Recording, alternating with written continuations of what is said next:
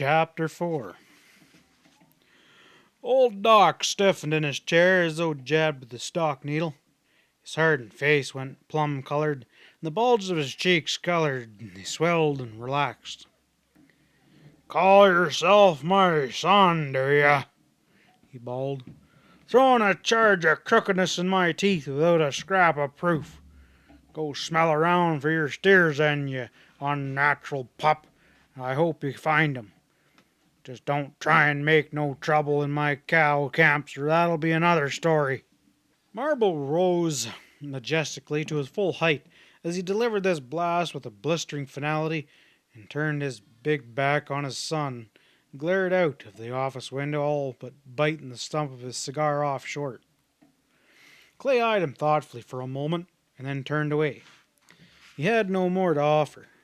Pat needed no further evidence that there had been cool-headed calculation in the flat charge that Clay had hurled at his father, and that now he was unemotionally turning over the result. The young fellow's first words confirmed this as they stepped down off the hotel porch a few seconds later. "Little use in expecting him to crack where a dollar's involved," Clay murmured dryly. "Doc's learned in a harder school to face down the devil himself." Pat studied Clay's set face speculatively. "That's giving your dad a pretty bad name," he suggested. Clay's swift snort was thoroughly disillusioned. "Don't get me wrong, Stevens. He is my father. I haven't forgotten it for a minute, but neither that nor anything else can prevent me from seeing him for who he is." "And how's that?" Pat inquired. "You want me to say it, do you? Well, he's a damned bull-headed tyrant, Stevens, and well you know it. Why should I make excuses for him? For years he's been grabbing right and left, driving little men off an acre or two that he happens to want, making or breaking 'em to suit himself. I know any big man is bound to need room to stretch himself. If he can't get it the polite way, he'll take it. Yeah, he'll blink at rustling too, if you're talking about Dad. Don't you get her, Stevens? He's convinced now that he's too big to cross, no matter what he does." Clay's scornful indignation was vehement. "You think he's really worried about me for all of his talk?" "Well, I did gather something like that," Pat drawled. "Well, then you're wrong. I know him so well his game is an old story. I tell you, he suspected my reason for being up here the instant he saw me. He hoped to block my investigation before it even got started." Pat was struck with the bare possibilities of justice in this seemingly staggered claim. It did not appear to him unreasonable that old Doc might keep a far closer check on his son's activities than he was ready to admit, and that he might already have known Clay had been employed as a range detective.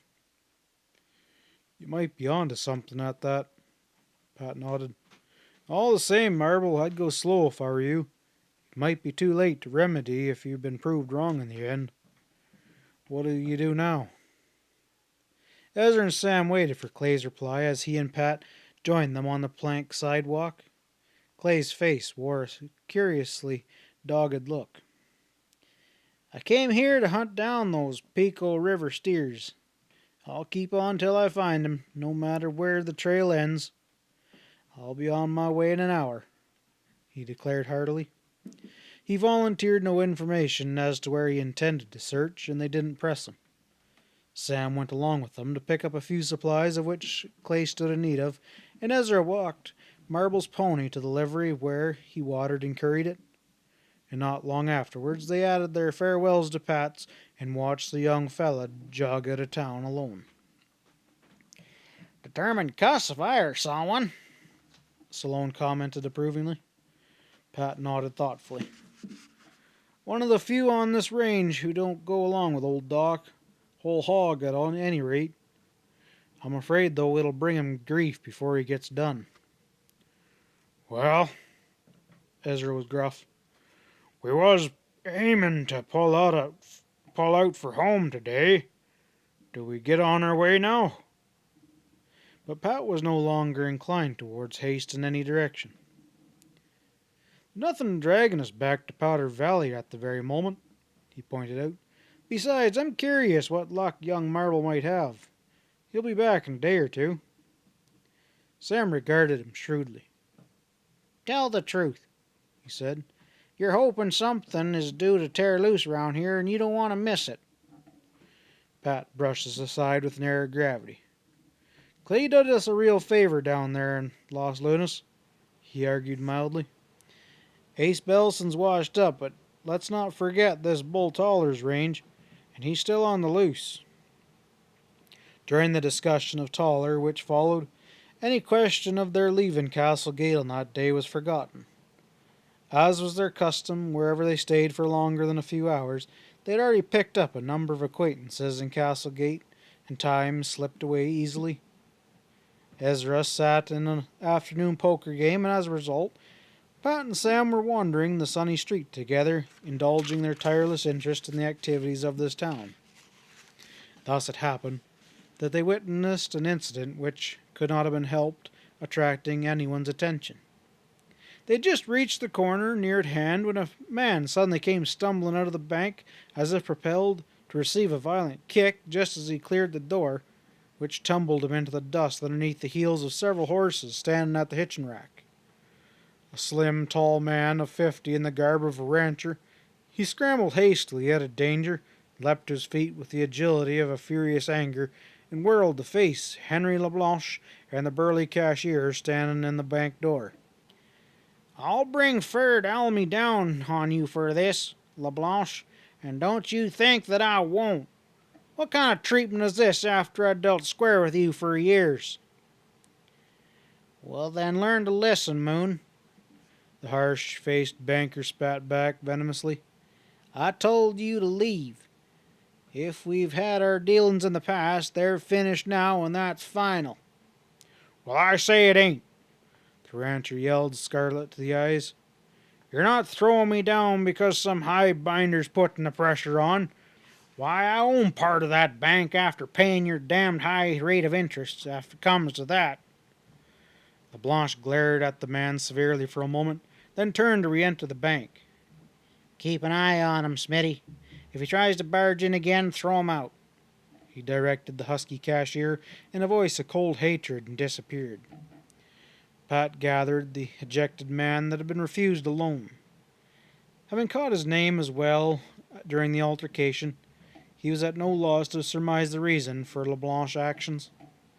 This was Esther Moon's father, and the fact that he lived in Apache Cache quickened Pat's interest in him on the spot. Before he could accost the irate rancher, a man brushed by him and Sam to approach Moon heartily, and to their surprise it proved to be Doc Marble. Well now, Press, what in the hell are they doing to you? Exclaimed the plumb bob owner with every appearance of solitude. Have to put Henry in his place hard if I hear any more of this stuff. Press Moon stared at him uncertainly, started to draw back when old Doc attempted to brush off the dust off his coat. Lay off, Marble. I reckon you know well enough what's behind it all, he jerked out stiffly. I aim to learn, voiced this assurance thinly. Doc seemed oblivious to the other man's suspicious coolness of the manner. There seems to be a misunderstanding of this kind. He's got his gall, whatever his reasons for treating an old neighbor that way. Why, it's enough to ruin the bank if this gets around.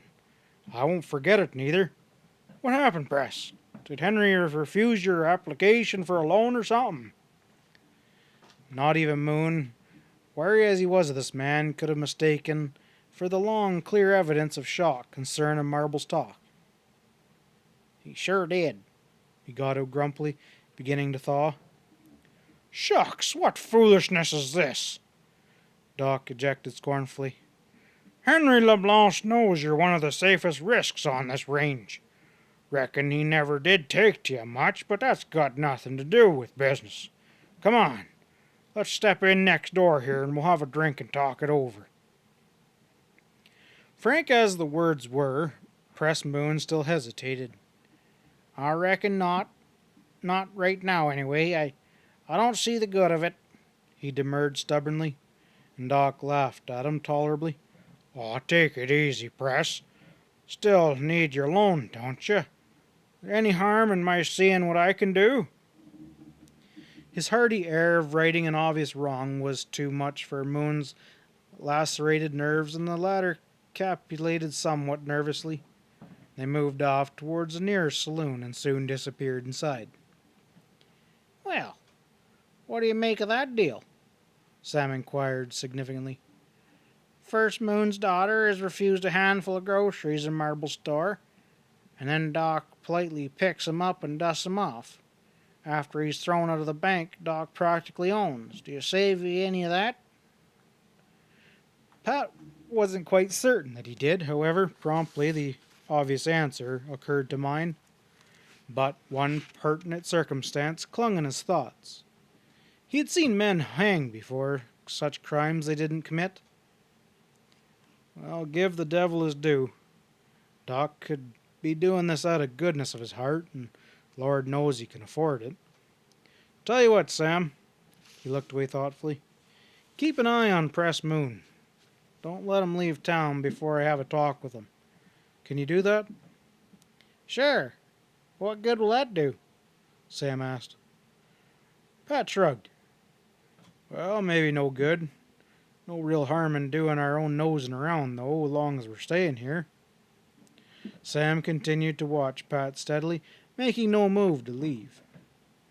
You don't think much of the setup here, do you? I've seen it right along, he challenged. Not much, no. Matters would jog along anyways, of course, without our interference. They usually do, but I get to thinking about the way that Clay Marble looked at that Moon girl. They're on different sides of the fence, Sam, no matter what Clay thinks about it, and it makes me uneasy. Sam thrust a matchstick between his bristly lips and chewed it for a moment, grunting softly. He had no more to add to the discussion, so he moved away presently. He lounged into the bar, where his quarry had disappeared, and bellied up to the bar. The sour-faced bartender set out his drink, and Stallone stood before it, apparently lost in thought, but his wits were busy. A glance into the mirror showed him Doc Marble and Moon hunched over a table in the rear of the place. And it was the plumb bob man who was doing the talking in a steady, persuasive rumble, while Press Moon listened. Cowboys were arguing over some trivial thing at Sam's elbow, and he couldn't catch a word of what was being said, but Moon visibly loosened up after a time. He did some figuring on the back of an envelope and grew almost affable.